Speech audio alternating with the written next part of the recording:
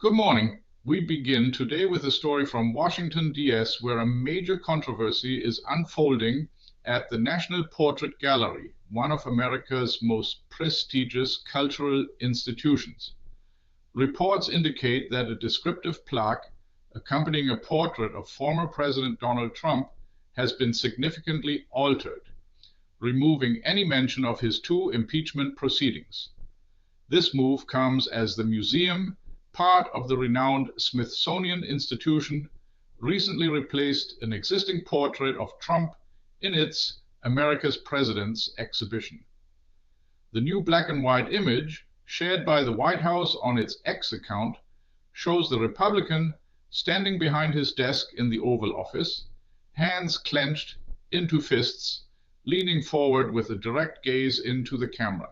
The deleted text had previously highlighted Trump's unique place in history as the only U.S. president to face two impeachment trials in Congress during his term, one for abuse of power, the other for incitement of insurrection. According to the New York Times, Trump himself had reportedly been bothered by this particular sentence for a considerable time. The original text was not solely negative, also referencing the Abraham Accords, a diplomatic achievement praised by some as a historic breakthrough in normalizing relations between Israel and several Arab nations. However, the newly displayed text is markedly shorter, simply characterizing him as the 45th and potentially the 47th President of the United States born in 1946. In a statement quoted by the New York Times, the National Portrait Gallery confirmed the portrait exchange and a planned update to the exhibition. They stated that for some new displays, they have reviewed labels to include only general information like the artist's name, adding that the history of presidential impeachments will continue to be represented in our museums.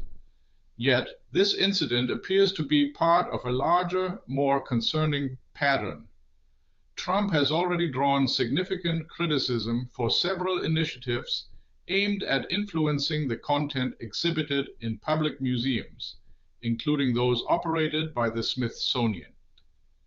In a notable directive last August, the White House reportedly sought to scrutinize exhibits in various famous museums for what it deemed unfavorable depictions of American history.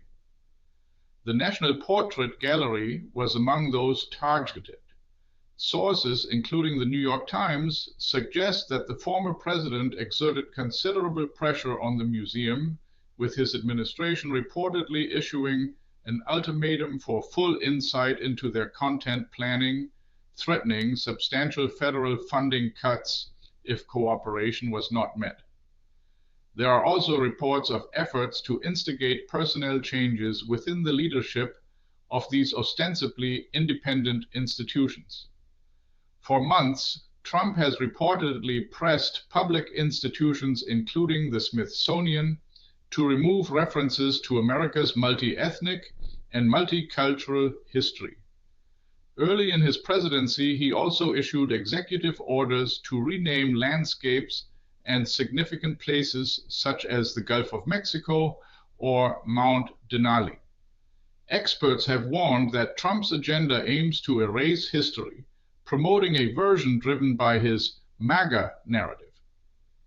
Presidential Executive Order 14,253, titled Restoring Truth and Sanity to American History, has been cited by organizations like the liberal think tank Center for American Progress as an attempt to rewrite history.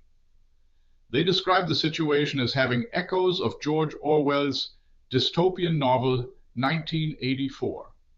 The Center for American Progress stated that through a multi-pronged strategy, including school curriculum changes and museum censorship, the Trump administration seeks to eradicate non-white American history. They warned that no corner of the country is safe from this purge, not even sacred public lands and waters.